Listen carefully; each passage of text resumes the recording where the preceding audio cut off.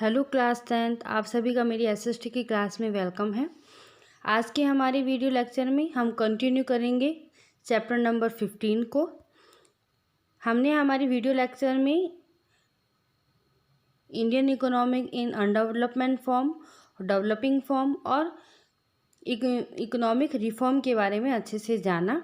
आज के हमारी क्लास में हम स्वदेशी और स्किल डेवलपमेंट के बारे में समझेंगे। तो आइए आज की हमारी क्लास को हम कंटिन्यू करते हैं। स्किल डेवलपमेंट और स्वदेशी के टॉपिक को समझने से पहले हम दो कंसेप्ट ऐसे हैं ये कि हमें समझना ज़रूरी है एक इकोनॉमिक्स को समझने के लिए भी। हमने कहा था कि डेवलपिंग डेवलपिंग कंट्री है हमारी, अब डेवलप हो रही है, उसमें हमने देखा था कई प्रॉब्लम्स आई थी, तो हमने इकोनॉमी को रिफॉर्म किया था, जो कि हमने एलपीजी पॉलिसी के थ्रू किया था। तो यहाँ हमें अब ये भी पता है कि हमारे इन्फ्लेशन हमारे बढ़ रहे थे, यानी कि हमारी महंगाई बढ़ रही थी। हमने लास्ट क्लास में हमने ट्रेड डिफिशियंसी के बारे में भी पढ़ा था। तो ये सभी कैसे होते हैं इसको समझने के लिए भी आपको ये दो कंसेप्ट पढ़ने होंगे।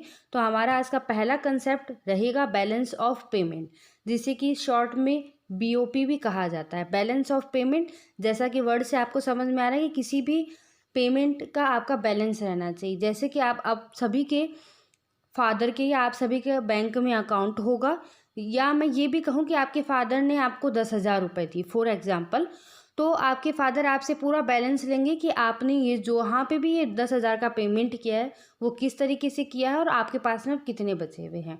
10,000 आपको दिए, यानी आपके पास में 10,000 रुपये है। उसका खर्चा अगर आपने 9,000 किया तो आपके पास में बैलेंस कितना रहना चाहिए? 1,000 आपके पास रहना चाहिए। तो यानी जितनी आपकी इनकम हुई उतना खर्चा हो जाना चाहिए, और नहीं हुआ तो वो आपके पास में अभी सेविंग होनी चाहिए। ये सभी चीज़ें क्या होनी चाहिए? आपकी इनकम और आपके खर्चे दोनों बैलेंस होने चाहिए। तो हमारी कंट्री में क्या हो गया था कि इस बैलेंस ऑफ पेमेंट में खर्चे बहुत ज़्यादा होते जा रहे थे, पर वैसी इनकम नहीं थी। तो यानी बैलेंस ऑफ पेमेंट हमारा बैलेंस नहीं था, इक्वल नहीं था। तो वही हम समझेंगे कि बैलेंस ऑफ पेमेंट होता क्या है। तो यहाँ हम देखेंगे a brief account of a country transaction with rest of the world in a financial year is defined as balance of payment. यानी कहा गया कि जैसे हम हमारे घर में हमारा अकाउंट मेंटेन करते हैं, उसी तरीके से पूरी कंट्री का जो अकाउंट मेंटेन किया जाता है, यानी एक देश से दूसरे देश से कोई भी लेन देन होना, ये जो मेंटेन किया जाता है एक फाइनेंशियल ईयर में, यानी पूरे देश का एक अकाउंट होता है जिसमें पूरे ईयर में, यानी कि फाइनेंशियल ईयर, जैसा आपको सभी को पता भी होगा कि अप्रैल से लेकर के मार्च तक का हमारा क्या चलता है? फाइनेंशियल ईयर चलता है। तो उसका सारा ट्रांजैक्शन एक अकाउंट में जिसमें रखा जाता है उसे हम क्या कहते हैं? बैलेंस ऑफ पेमेंट कहा जाता है। आगे कहा गया है कि India request for finance assistance from two international organisation, दो इंटरनेशनल ऑर्गेनाइजेशन जिनके नाम है world bank and international monetary fund in that condition in 1991। यानी कहा गया है कि भारत ने 1991 में, जो उसकी हालत बहुत उस समय ख़राब थी, क्योंकि हमने उसी समय क्या किया था? हमारी इकोनॉमिक पॉलिसी जो कि एलपीजी है उसको अपनाया था। तो उस समय इनको विश्व बैंक, दो जो ये ऑर्गेनाइजेशन बताए गए इंटरनेशनल अंतर्राष्ट्रीय संगठन है, एक तो वर्ल्ड बैंक जिसे विश्व बैंक कहा जाता है, और एक इंटरनेशनल मॉनेटरी फंड, यानी कि इसे शॉर्ट में आईएमएफ भी कहा जाता है, वैसे ये अंतर्राष्ट्रीय मुद्रा कोष कहलाता है, कि दो अंतर्राष्ट्रीय संगठनों से वित्तीय सहायता का अनुरोध किया गया था।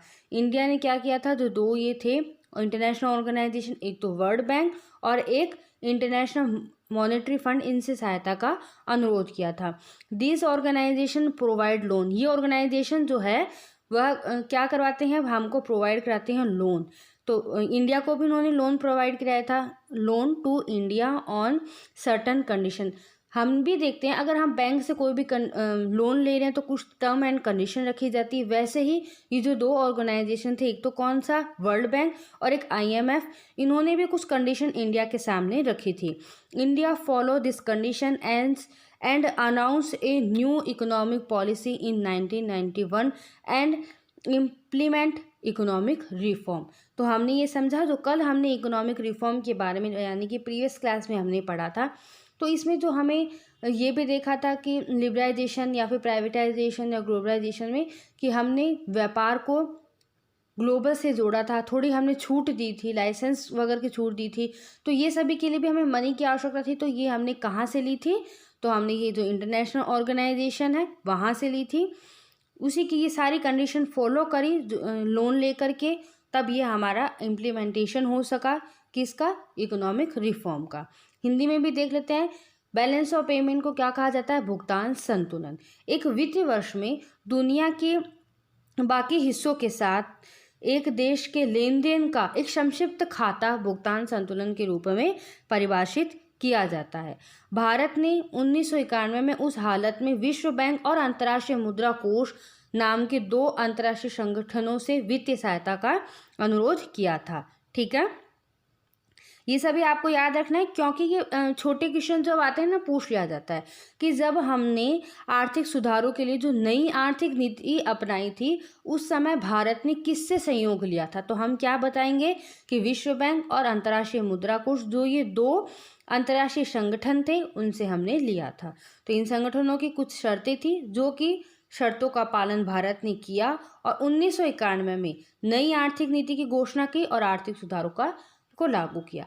ठीक है, अब हमें भुगतान संतुलन यानी कि बैलेंस ऑफ पेमेंट समझ में आ गया। अब है ये है कि जो ये वर्ल्ड बैंक है यानी कि विश्व बैंक, इसके बारे में और जान लेते हैं कि इसकी स्थापना किसने की, कब हुई और कैसे हुई। ठीक है, तो वर्ल्ड बैंक। अब हमारा नेक्स्ट टॉपिक आता है, बहुत इंपॉर्टेंट होता है। ये सभी आपको इसलिए बताए जा रहे हैं क्योंकि एग्जाम में ये 2 या 3 नंबर के पूछ लिए जाते हैं। अभी बात आपकी 10th क्लास की नहीं, आगे आप कभी भी कंपटीशन एग्ज़ाम भी दो या कोई बैंक के या सीपीटी या फिर किसी भी नेट, इन सब के बहुत छोटे छोटे एग्ज़ाम या बड़े एग्ज़ामों में ये बहुत ही इम्पॉर्टेंट हो जाते हैं टॉपिक। ठीक है, वर्ल्ड बैंक को समझते हैं। World bank in 1944 by the agreement of Bretton Woods Conference, International Bank of Reconstitution and Development was established. Generally, it is known as World Bank. यानी कहा गया विश्व बैंक, जो एक ब्रिटेन वुड्स सम्मेलन के समझौते से 1944 में क्या हुआ था? International bank of reconstitution and development की स्थापना की गई थी। आमतौर पर इसे ही विश्व बैंक के नाम से जाना जाता है। तो विश्व बैंक की यानी कि वर्ल्ड बैंक की स्थापना कब हुई थी? 1944 में। कौन सा ऐसा ऑर्गेनाइजेशन या कॉन्फ्रेंस हुआ था जिसमें की गई थी? तो हम बोलेंगे ब्रिटेन वुड्स सम्मेलन। ठीक है ना, ब्रिटेन वुड्स सम्मेलन का हुआ था, जिसमें कि किसकी स्थापना की थी? International bank of reconstitution and development. इसका नाम क्या दिया था वर्ल्ड बैंक का? आप फिर याद कर ले, international bank of reconstitution and development was establish. Generally इसे क्या कहा गया? वर्ल्ड बैंक कहा गया। इट प्रोवाइड, यानी कि जो वर्ल्ड बैंक से हमने जो लोन लिया था उस पूरे वर्ल्ड बैंक के बारे में बताया जा रहा है। ये ऐसा बैंक है जो इसमें सभी देशों की करेंसी या उनके रिजर्व यहाँ पे जमा होते हैं। ठीक है, जैसे कि हम कहेंगे पंजाब बैंक है हमारा, यानी कि पीएनबी है, ओबीसी है, स्टेट बैंक है, एसबीआई बैंक है, ये सभी बैंक है। इन बैंकों का बैंक कौन है? आरबीआई है। उसी तरीके से हमारे भारत की सभी बैंक, अमेरिका की, चीन की, जापान की, सभी देशों की एक बैंक है। अगर किसी भी देश के पास में समस्या आती तो वो किससे लेगा? वर्ल्ड बैंक से सहायता लेगा। तो उसी वर्ल्ड बैंक के बारे में आपको बताया जा रहा है। हमने इनसे सहायता 1991 में ली थी और इनकी स्थापना यानी वर्ल्ड बैंक की स्थापना जो कि एक ब्रिटेन वुड्स सम्मेलन में की गई थी 1944 में, और इनका नाम था उस समय international bank of reconstitution and development. ठीक है, अब आगे हम देखते हैं कि इट प्रोवाइड, ये प्रोवाइड क्या कराता है। आपसे पूछ लिया जाएगा कि वर्ल्ड बैंक का उद्देश्य क्या है, ऑब्जेक्ट क्या है, तो हम बताएंगे कि वर्ल्ड बैंक प्रोवाइड कराता है finance, advice and research to developing nation. ठीक है, तो यानी एक विकासशील राष्ट्र को वित्त की सहायता, फाइनेंस की, एडवाइस यानी कि सलाह की, और रिसर्च की हमें सुविधा प्रोवाइड कराता है। अगला क्वेश्चन आता है कि वर्ल्ड बैंक का हेडक्वार्टर कहाँ है? तो हम बोलेंगे वाशिंगटन डीसी, जो कि यूएसए में है। कहाँ पे है वर्ल्ड बैंक का हेडक्वार्टर वाशिंगटन में, डीसी में। और इसके मेंबर यानी कि वहाँ वर्ल्ड बैंक में कितने मेंबर रहते, तो यहाँ पे तो क्या कंट्रीज़ काम करती है ना, कितनी कंट्री इसके मेंबर है, तो 189 कंट्री इसकी मेंबरशिप है। और प्रेसिडेंट कौन थे इसके, जिम यंग किंग। तो कौन है, जिम यंग किंग, ठीक है। ये आपको हिंदी में बताया गया है कि ब्रिटेन वुड्स सम्मेलन के समझौते से 1944 में international bank of reconstitution and development की स्थापना की गई, जिसे हम विश्व बैंक कहा जाता है। और विश्व बैंक का उद्देश्य क्या था, विकासशील राष्ट्र को वित्त सलाह और अनुसंधान प्रदान करना। मुख्यालय था वाशिंगटन में। अमेरिका की सदस्यता में कितने हैं यहाँ पे, 189। और देश के राष्ट्रपति जो कि इनके है, मतलब हेड कौन थे, जिम यंग किम थे। आगे अब हमारा आज का टॉपिक स्टार्ट होगा कि द कंसेप्ट ऑफ स्वदेशी। देखिए आप सभी को स्वदेशी से समझ में आ रहा होगा, यानी हमारे बोलूँ यानी कि भारत में प्रोडक्शन होने वाला कोई भी प्रोडक्ट है वो क्या कहलाएगा, स्वदेशी। अभी जो कि इस कोविड-19 में हमने बहुत बार सुना है कि पीएम मोदी हमें क्या कहते हैं कि आत्मनिर्भर बनो, स्वदेशी बनो। ये बातें हमें महात्मा गांधी भी बोलते थे कि स्वदेशी बनो, ठीक है। यानी कि विदेश से कोई भी माल या फिर किसी दूसरे देश से कोई भी माल या प्रोडक्शन नहीं, आप अपने ही देश में किसी भी प्रोडक्शन का उत्पादन का प्रोडक्ट करो और उसे यूज़ करो, ठीक है। तो हम देख लेते हैं कि production made by Tata, Godrej, Amul, hero, Bajaj और पतंजलि एक्सेट्रा आर एग्जाम्पल और स्वदेशी गुड। तो आपके सामने क्या एग्जाम्पल है हमारे देश के, जैसे कि पतंजलि आप सभी सुने होंगे, बजाज कंपनी है, हीरो है, अमूल है, गोदरेज और टाटा, ये सभी किसके प्रोडक्शन में आते हैं, स्वदेशी। यानी ये सभी का जो प्रोडक्शन हमारे ही देश में किया जाता है, अपने ही देश में किया गया प्रोडक्शन क्या कहलाता है, स्वदेशी।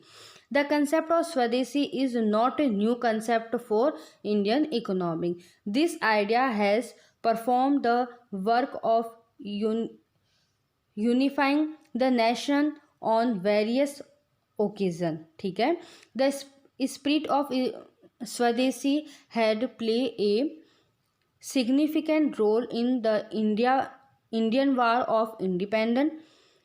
In Swadeshi movement for independence, a policy of revival of domestic industries and occupation and boycotting of foreign goods was adopting. तो हम यहाँ पे ये कोई नई चीज़ नहीं है हमारे सामने कि हम ये स्वदेशी कंसेप्ट ये बहुत ही पुराना है। स्वदेशी के कारण ही हमने जो भारत की जो आज़ादी की लड़ाई में हमें बहुत ही सहायता मिली थी। आज़ादी के लिए भी हमें स्वदेशी आंदोलन हमने पढ़ा है बहुत ही छोटी क्लासों में, और उस समय भी हमारे यहाँ पे घरेलू उद्योगों का और प्रचलन था। और हम यहाँ पे जो बाहर के जो भी यानी कि फॉरेन गुड्स को हम क्या करते थे, अडॉप्ट उस समय भी नहीं करते थे, यानी बहिष्कार हम करते थे। Mahatma Gandhi was swadeshi as a weapon in the freedom struggle. उनका स्ट्रगल ही यही था। Gandhi ji made each and every Indian citizen aware and inspire them to adopt स्वदेशी। वो सभी को क्या करते थे, इंस्पायर करते थे।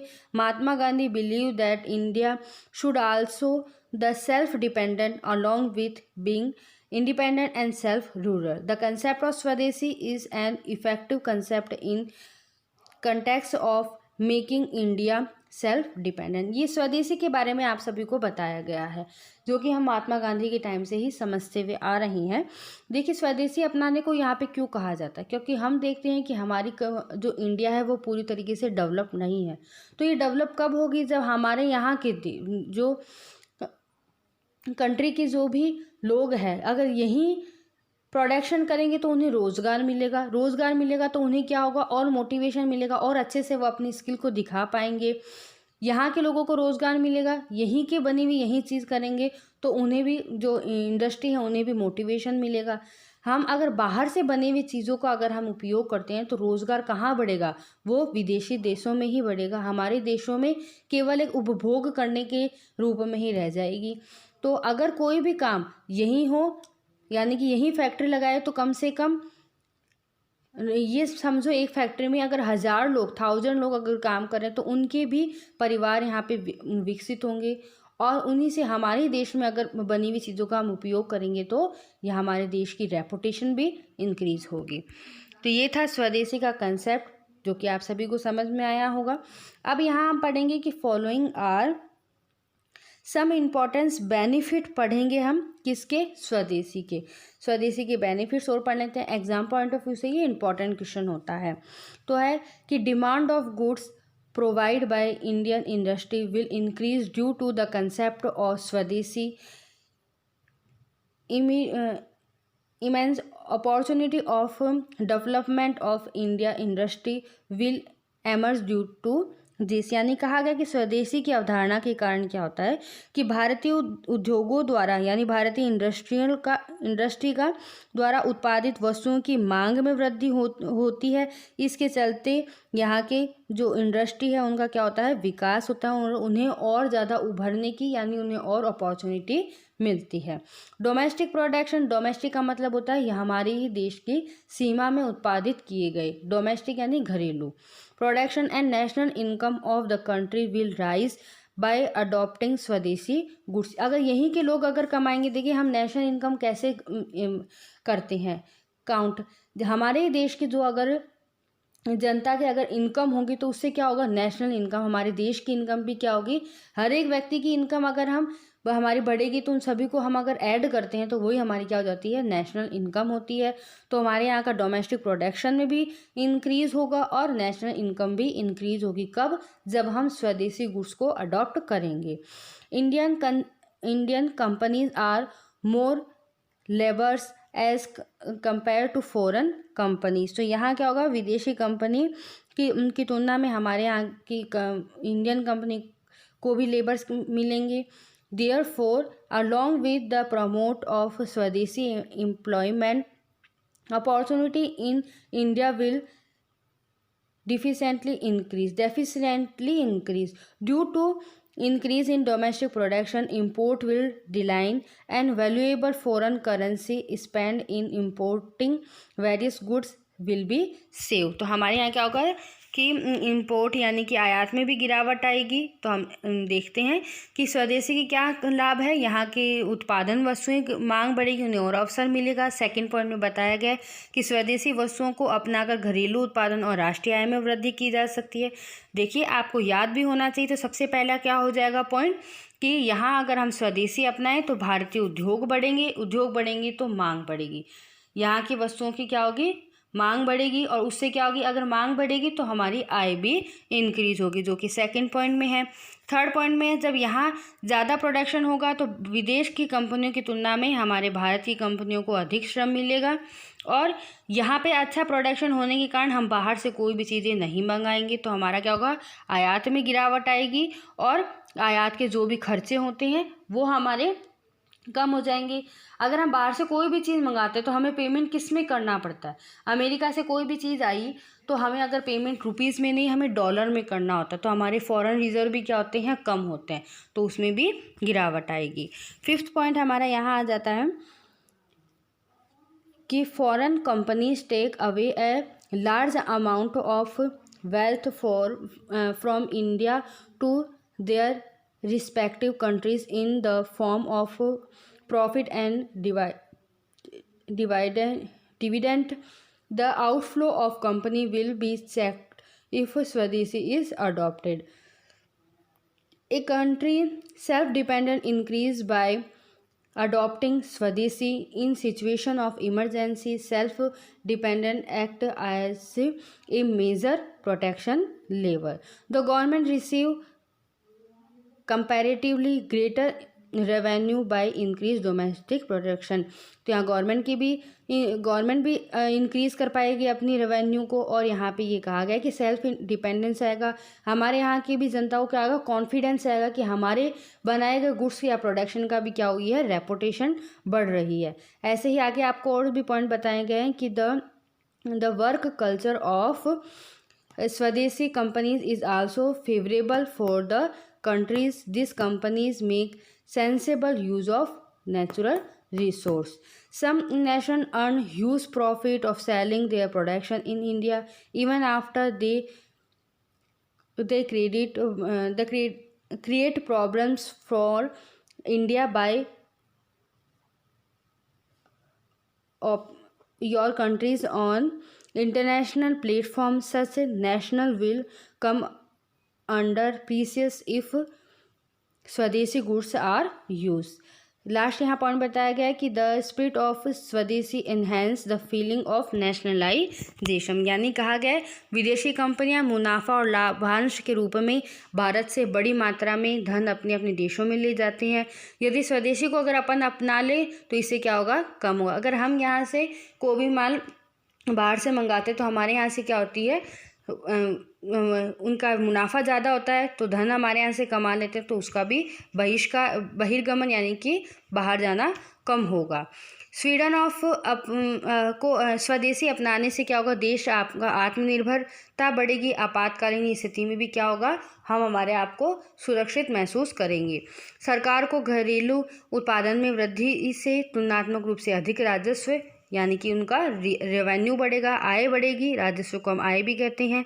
यहाँ की संस्कृति भी अनुकूल होगी, प्राकृतिक संसाधनों का अच्छा उपयोग होगा और स्वदेशी की भावना से राष्ट्रीय भावना को भी बढ़ावा मिलता है. आइए हम हमारे इस चैप्टर का लास्ट टॉपिक पढ़ते हैं जिसका नाम है स्किल डेवलपमेंट. ये बहुत ही छोटे और इम्पॉर्टेंट और इजी टॉपिक है. स्किल डेवलपमेंट, स्किल यानी कि आपके अंदर की कौशल, डेवलपमेंट यानी कि उसका विकास करना.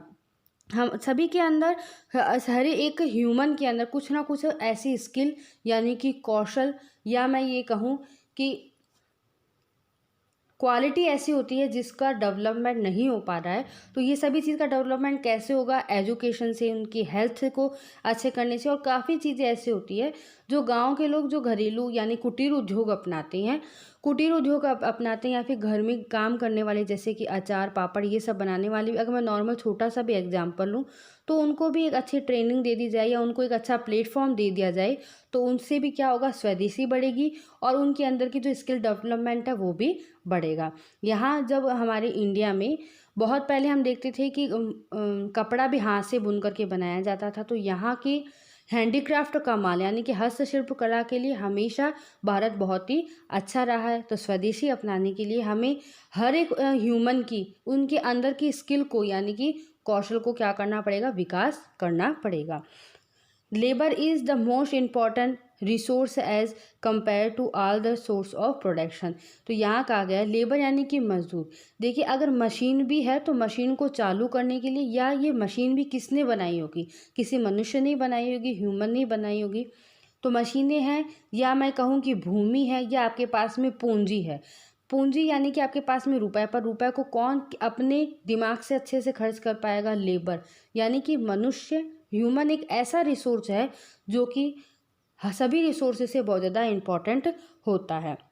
When labour is provide capability and skill, अगर उनकी लेबर की यानी कि एक श्रमिक की उनको उनके द्वारा प्रोवाइड की गई कैपेबिलिटी या उनकी स्किल को डेवलप किया जाए, कैसे, education health and training, education health और ट्रेनिंग के द्वारा, इट बिकम ह्यूमन वेल्थ. ठीक है, तो ये क्या हो जाएगा, हर एक ह्यूमन एक धन के रूप में होगा.